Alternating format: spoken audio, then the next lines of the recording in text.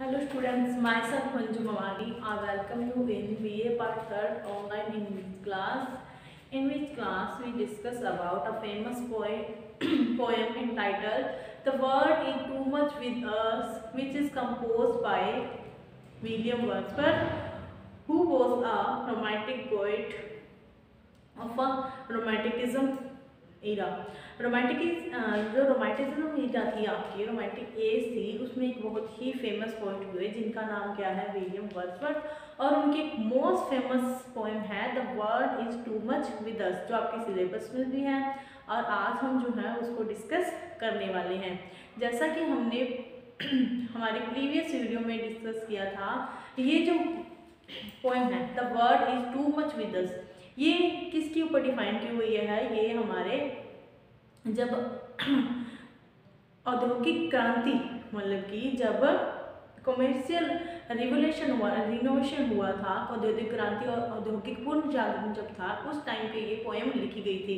तो औद्योगिक क्रांति के बाद हमने देखा हुआ था, हमने इफेक्ट देखे हैं कि आज का जो मतलब कि ह्यूमन बीइंग है, जैसे अभी हमें देख लो, जैसे कि हम लोग हैं, हमारे पास क्या है, इतनी भागा दौड़ की जिंदगी हो रही है हमारी, कि हमारी जो लाइफ है फुल ऑफ रश हो गई है। हम क्या है, इधर उधर भागते हैं, तो हमारे पास क्या है, नेचर को डिफाइन करने के लिए, नेचर को ब्यूटीफाई करने के लिए, या नेचर की ब्यूटी को हमारे पास प्रेज करने के लिए टाइम नहीं है। हम क्या है, हमने नेचर से बहुत ही ज़्यादा दूरी बना लिया है। ओनली ऑन मटेरियलिज्म, मतलब कि हमारे पास एक मटेरियल के लिए हम क्या है, इधर उधर भागते हैं। जो हम नेचर से, हमारे नेचर की जो इम्पोर्टेंस है वो हमारे लिए क्या हो चुकी है, बहुत ही ज़्यादा कम हो चुकी है। तो विलियम वर्ड्सवर्थ है, वो क्या है, इसके ऊपर बहुत ही लेमेंट कर रहे हैं। वो लेमेंट का मतलब शोक प्रकट कर रहे हैं कि किस तरीके से जो ह्यूमन बीइंग है वो नेचर से दूर हो रहा है, नेचर उसके लिए कम इम्पोर्टेंस रख रही है, क्योंकि वो क्या है, इधर उधर सिर्फ पैसे कमाने और उनको खर्च करने के लिए भागा दौड़ी में लगा रहता है। और इसके लिए जो ह्यूमन बीइंग है वो क्या कर रहे हैं, नेचर को इग्नोर कर रहे हैं, नेचर की ब्यूटी को इग्नोर कर रहे हैं। वो कहते हैं कि जो सीन्स जो पहले थे वो आज भी हैं, जो नेचर है वो पहले जैसी थी वो आज भी है, लेकिन हमारे पास उसको फील करने का टाइम नहीं है। हम क्या है, उसको इग्नोर कर रहे हैं, हमारे लिए वो क्या है, लेस इम्पोर्टेंट हो रही है। तो स्टार्ट करते हैं। हमने कल की जो क्लास थी उसमें स्टैंजा रीड किया था। जो फर्स्ट स्टैंजा था जिसकी लाइंस क्या थी, the world is too much with us. जैसा मैंने आपको बताया था कि द वर्ल्ड, जो वर्ड है वो क्या है, बहुत ही टू मच विद अस, ये जो दुनिया है वो हमसे ज़्यादा टू मच हो गई है, मतलब बहुत ही ज़्यादा हमने इसको अपना बना लिया है और नेचर से हमने क्या बना ली है, दूरी बना लिया है। द वर्ल्ड, जो वर्ड है यहाँ पर शब्द है, वो किस लिए आया है, हमारे बिजी लाइफ से आया कि वर्ल्ड, जो ये संसारिक मोह आया है, ये हमारे लिए बहुत ही ज़्यादा हो गई है। लेट एंड सून, इसका मैंने आपको मीन्स बताया था ऑलवेज। इसका मीन्स क्या बताया था, ऑलवेज की जो वर्ड है वो क्या है, हमारे लिए मोर इम्पोर्टेंट हो गया है, लेस देन नेचर की तुलना में जो वर्ड है, जो संसारिक मोह आया है, वो हमारे लिए ज़्यादा मायने रख रही है। गेटिंग एंड स्पेंडिंग, मतलब कि कमाने और उसको खर्च करने में, हम क्या है, एक दिन कमाते हैं और दूसरे दिन उसको क्या कर देते हैं, खर्च कर देते हैं। गेटिंग एंड स्पेंडिंग वी ले वेस्ट, हम क्या कर रहे हैं, गेटिंग और स्पेंडिंग में हम क्या है, ले वेस्ट का मीन्स है खर्च कर रहे हैं, क्या उसको बेकार कर रहे हैं। किसको बेकार कर रहे हैं, अवर पावर्स, हमारी जो शक्तियां हैं, हमें भगवान ने जो पावर्स दी हैं, हमें बीइंग के पास जो पावर्स हैं, उसको हम किसमें वेस्ट कर रहे हैं, उसको हम कमाने और सिर्फ खर्च करने में, कि हमारा हम क्या है, अपनी जो लाइफ है उसको इतना रशफुल बना दिया, इतना भागोदौड़ी से बना दिया कि हमारे पास दूसरी चीज़ों के लिए टाइम नहीं है। हम सिर्फ क्या है, ज़्यादा से ज़्यादा कमाना चाहते हैं, कमाकर फिर उसको खर्च करना चाहते हैं।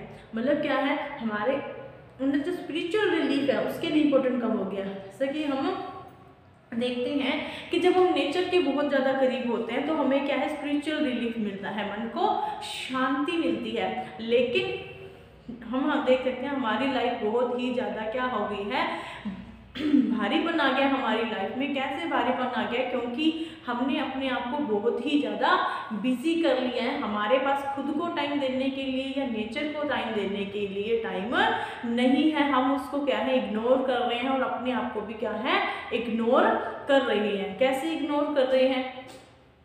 जैसे कि जो हमारे पास नेचर के जो सीन्स हैं, नेचर के सीन काफ़ी हैं, पक्षियों का उड़ना, पेड़ों का हिलना, हवा चलना, तो ये जो सीन है इनको हम क्या है, देखते ही नहीं है। इनको हम आराम से अगर एकदम शांत होकर पीसफुली हम इनको देखें तो हमें क्या है, फील होता है, बहुत ही अच्छा फील होता है। लेकिन हमने क्या है, हमारे पास टाइम नहीं है। तो इसी के ऊपर जो पोइट है वो ये पोएम बता रहे हैं। वो क्या कहते हैं, गेटिंग एंड स्पेंडिंग वी ले वेस्ट अवर पावर्स, कि हम तो क्या है, सिर्फ हमें जो भी शक्तियां मिली हैं, जो भी हमारे पास पावर है, हमारा जो टाइम है, वो क्या है, कमाने और खर्च करने में वेस्ट कर रही हैं। तो खर्च करना और कमाने को यहाँ पर पोइट ने क्या बताया था, ले वेस्ट करना बताया है, कि उसे बेकार करना बताया है। Little we see in nature that is our, और आगे वो हमें एडवाइस कर रहे हैं कि हमें क्या है, नेचर में ध्यान देना चाहिए, जो कि क्या है, हमारी है। नेचर जो है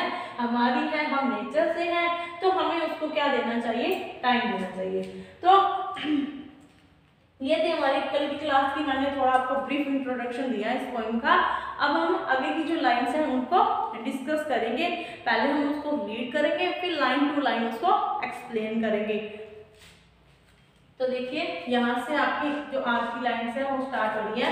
we have given our hearts away a solid boon, the sea that bears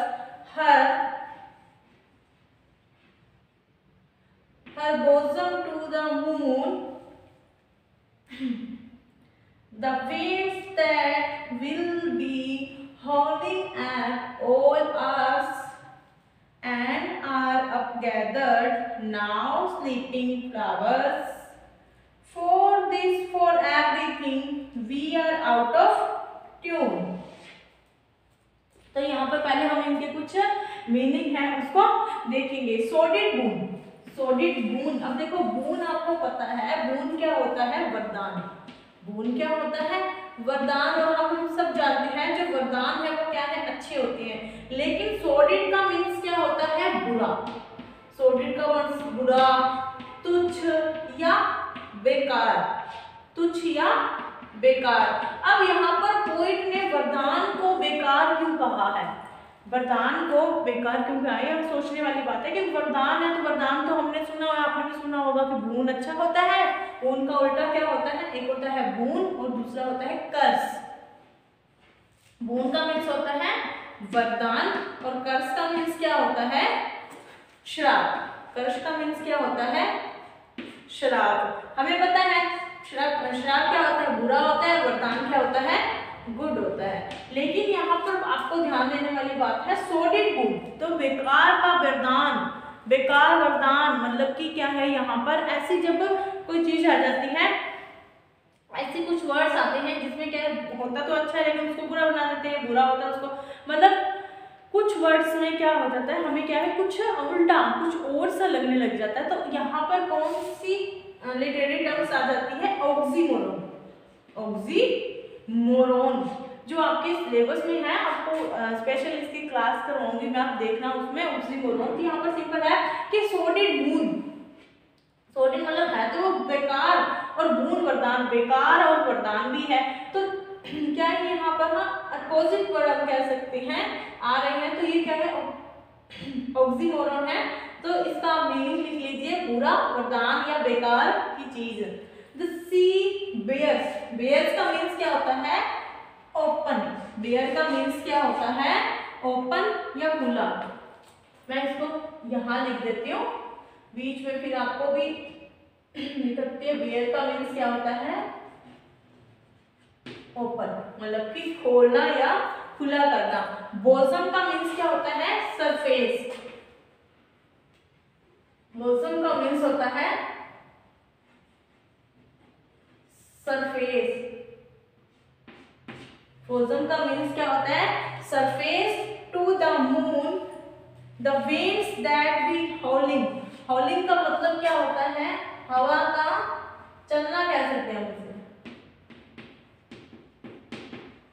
हवा का चलना या हवा के चलने की जो आवाज होती है, हवा के चलने का जो साउंड होता है, जैसे हवा मतलब सू सू या कैसी भी अलग सी आवाज निकालती है, तो उसको क्या बोलते हैं, हॉलिंग। जो हवा है वो क्या है, हॉलिंग करती है ऑल ऑफ आवर्स।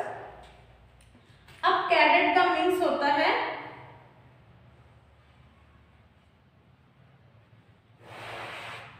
बदल रहे हैं। अब कैडेट का मतलब क्या है, बदल रहे हैं,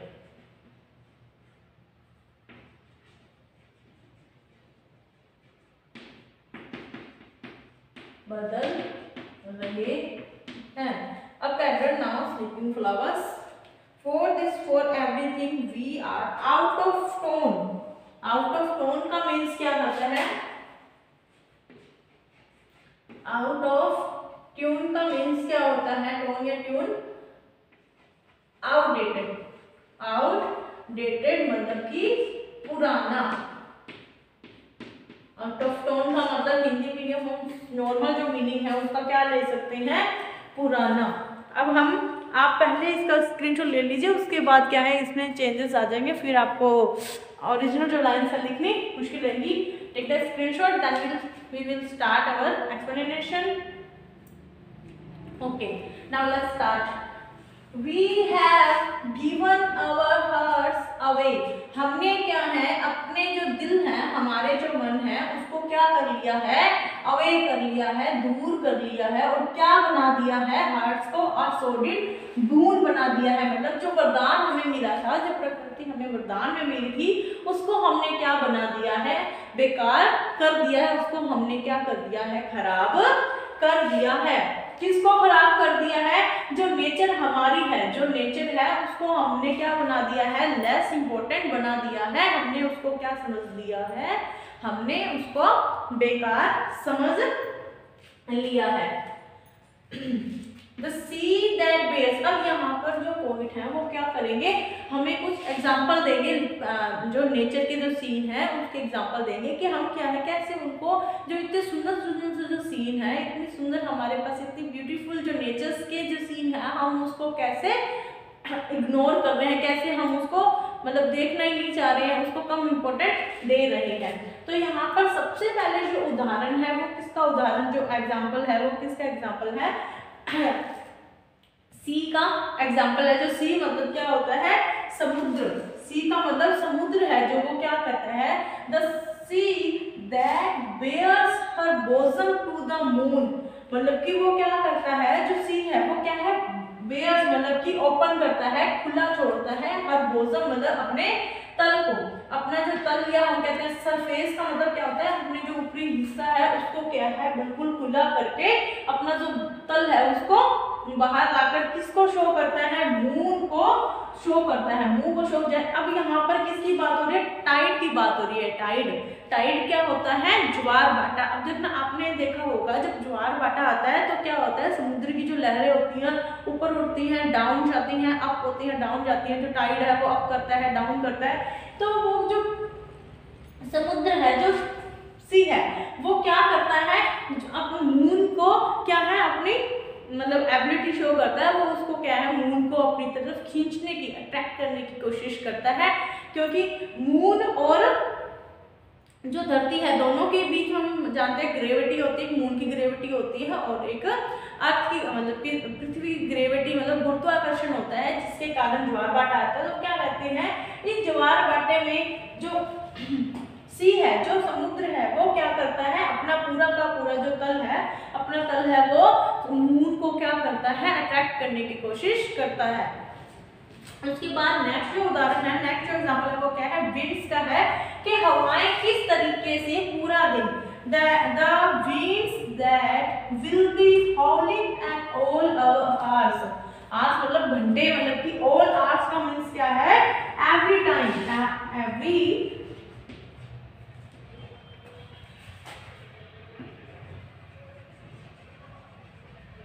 मतलब कि जो हवाएं हैं, द विंड्स, जो हवाएं हैं, तेज हवाएं हैं, वो क्या करती हैं, हॉलिंग मतलब कि चलती हैं। हॉलिंग का मतलब मैंने कहा था ना, हवा के चलने का, हम कहते हैं हवा के चलने की जो आवाजें हैं वो क्या है, ऑल टाइम आती रहती हैं, मतलब हर टाइम हम क्या है उसे सुन सकते हैं। मतलब हवा है वो क्या है, हमारे लिए चारों तरफ चलती रहती है, जिसकी हवा हम जिसकी आवाज हम क्या है महसूस करते हैं, जिसकी होली को हम पूरा दिन सुन सकते हैं। लेकिन हमने क्या कर लिया है, एंड आर अप गैदर्ड, और इसको हमने क्या कर लिया है, ये हवाएं और ये समुद्र है वो हमारे सामने ही सीन दिखा रही है, लेकिन and are up gathered now sleeping flowers, लेकिन ये अब उठना और ऊपर उठना या हमने जो ये बदलाव है उसको किस तरह से हमने अपने आप को चेंज कर लिया है, स्लीपिंग फ्लावर्स बना लिए हैं।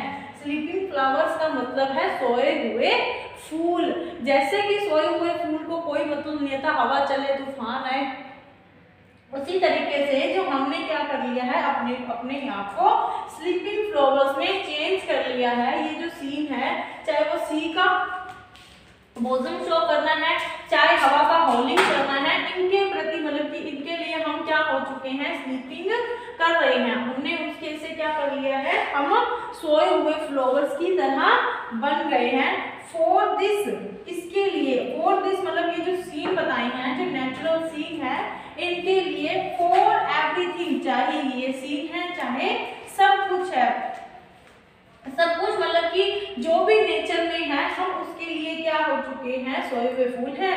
We are out of tone, हम क्या हो चुके हैं, आउटडेटेड हो चुके हैं, मतलब पुराने हो चुके हैं। हमें तो क्या है, जो हमने पहले देखा था वही देखा है, उसके बाद कुछ नया हो रहा है। डेली मतलब नेचर में हम क्या है, डेली बहुत सारे चेंजेस देख सकते हैं, लेकिन हम तो क्या कर रहे हैं, हम तो सोए हुए फूलों के समान रह रहे हैं, हम तो स्लीपिंग फ्लावर्स हैं। इसीलिए हम क्या हो चुके हैं, वी आर आउटडेटेड, हम क्या हो गए हैं, आउट ऑफ डेट हो गए हैं।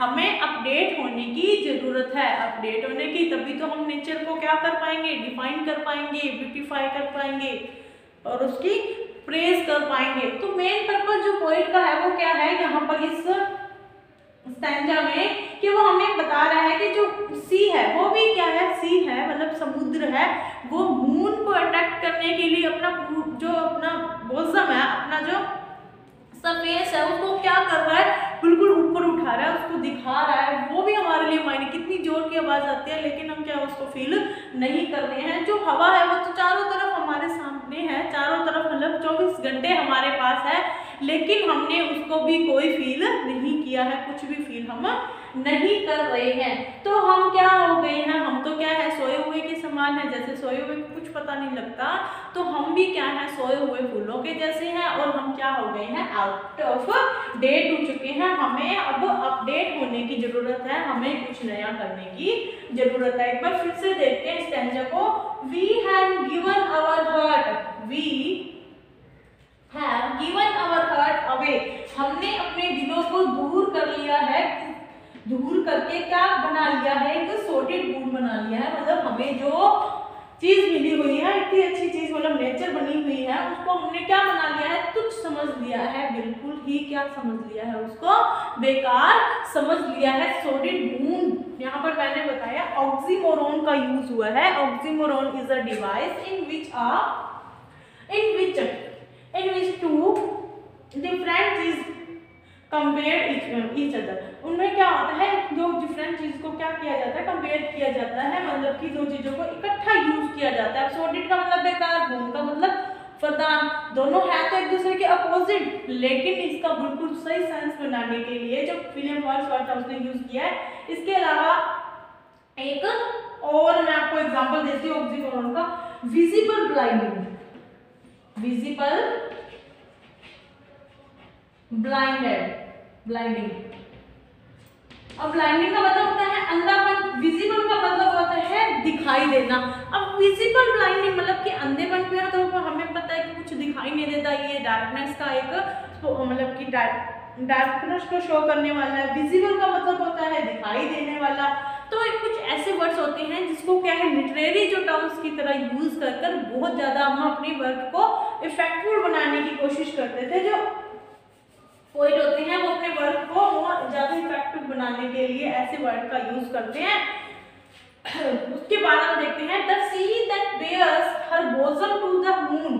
जो सी है, यहाँ पर अब किसकी बात हो रही है? समुद्र की बात हो रही है। जो समुद्र है वो क्या है? बेयर्स, ओपन कर देता है अपना तला किसके सामने? To the moon. मून के मतलब कि चंद्रमा के सामने। चंद्रमा की जो लाइट है, सिल्वर लाइट है, उसको अपना समर्पित हम कह सकते हैं कि अपना जो तला है वो किसको समर्पित करता है? मून को समर्पित करता है। The winds that will be howling at all hours, all hours. ये इसका मीनिंग है। जो विंड है, जो हवा है, वो क्या है? हॉलिंग करती है, चलती है, बहती है। जो हवा है वो बहती है, पूरे टाइम बहती है, लेकिन हमने क्या कर लिया है? अपने आप को and are up gathered now sleeping flowers। अब ये सब क्या है? हमारे लिए तो सोए हुए फूलों के समान हो गए हैं, क्योंकि हम तो क्या है? नींद में ही इधर उधर घूमी जा रहे हैं, बस अपनी लाइफ को जीना है, लेना है, खाना है, पीना है, यही कर रहे हैं। लेकिन हमारे पास जो प्रकृति है, जो नेचर है, उसके लिए हमारे पास टाइम नहीं। हम तो क्या बन गए हैं? सोए हुए फूल बन गए हैं। फॉर दिस, इन सब, इसके लिए, ये जो सीन बताए हैं इनके लिए, फॉर एवरीथिंग, सभी चीजों के लिए, we are out of tone, हम क्या हो गए हैं? आउट ऑफ टोन हो गए हैं, आउट ऑफ ट्यून हो गए हैं। मतलब हम क्या हो चुके हैं? आउटडेटेड हो चुके हैं, पुराने हो चुके हैं। तो ये थी आपके सेकंड स्टैंजा। इस पोएम का, पोएम नहीं है ये, सोनेट है। जैसा मैं बताया था, सोनेट होती है एक 40 लाइन्स की पोएम, जिसके अंदर क्या होती है? फिक्स राइम स्कीम होती है। तो हम एक बार इस जो ये आपका हमने क्या किया है? जो ऑक्टेव है आपको उसको डिस्कस किया। मैंने बताया था जो 8 लाइन्स होती हैं वो क्या होती हैं? ऑक्टेव होती है। पहले हम इसकी, अब लास्ट जो पोएम आपकी, लास्ट इस वीडियो के लास्ट में हम पोएम की जो आपकी देखते हैं लाइन स्कीम है, उसको देखते हैं कि क्या हो रहा है। सून, लास्ट वर्ड है सून, इसको नाम दे देते हैं हम ए। जो बाकी चीजें हैं उसको हम क्या कर देते हैं? साफ कर देते हैं।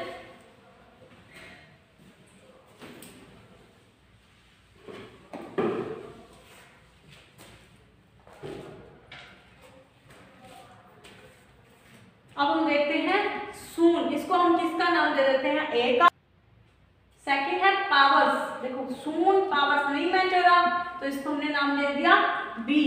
अब देखो ओयूआर्स आवर्स, देखो पावर्स आवर्स, तो ये क्या हो जाएगा? बी। उसके बाद बून, देखो सून बून, सून बून, तो ये क्या हो जाएगा? ए। हमें 4 लाइन्स में ही सेम टू सेम देखने हैं, सेम देखने हैं। सून, पावर्स, आवर्स और बून। देखो बून और सून सेम लाइन है, पावर्स और आवर की सेम लाइन है, तो ये क्या हो गए? ए बी, बी और ए। अब देखो फिफ्थ है मून। देखो सून बून मून, तो ये ए बन जाएगा। उसके बाद आवर्स, आवर्स बोलते हैं ना आप, तो आवर्स बोलते हैं, वैसे तो आवर्स होता है आवर्स, तो आवर्स क्या बन जाएगा? बी। पावर्स आवर्स आवर्स, तो क्या बन गया? ये बी। फिर है फ्लावर्स, फ्लावर्स सेम लाइन्स की हमारे ना, सेम से साउंड आ रहा है बोलने में, तो क्या आ जाएगा? बी। उसके बाद out of tune, tune boon soon moon, तो ये भी क्या है? ए का साउंड लेके आ रहा है। तो हमने देखा जो ऑक्टेव है आपका, ऑक्टेव मतलब जो आपकी 8 लाइन्स है उसकी राइम स्कीम क्या बन रही है? यहाँ पर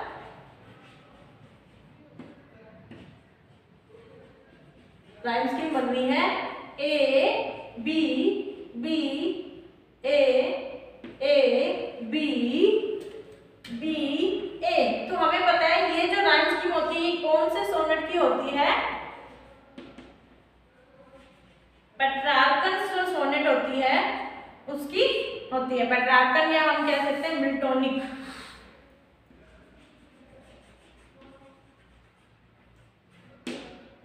जो मिल्टोनिक सोनेट होती है उसका टाइप है, तो हम कह सकते हैं ये जो पोएम है वो क्या है? एक मिल्टोनिक या पेट्रार्कन सोनेट है। तो आज की क्लास हमारी यहीं पर फिनिश होती है। नेक्स्ट क्लास में हम इसकी जो नेक्स्ट स्टैंजा है, नेक्स्ट लाइंस है, उसको डिस्कस करेंगे। तब तक आप पढ़ते रहिए, घर पर रहिए और सुरक्षित रहिए। Thank you.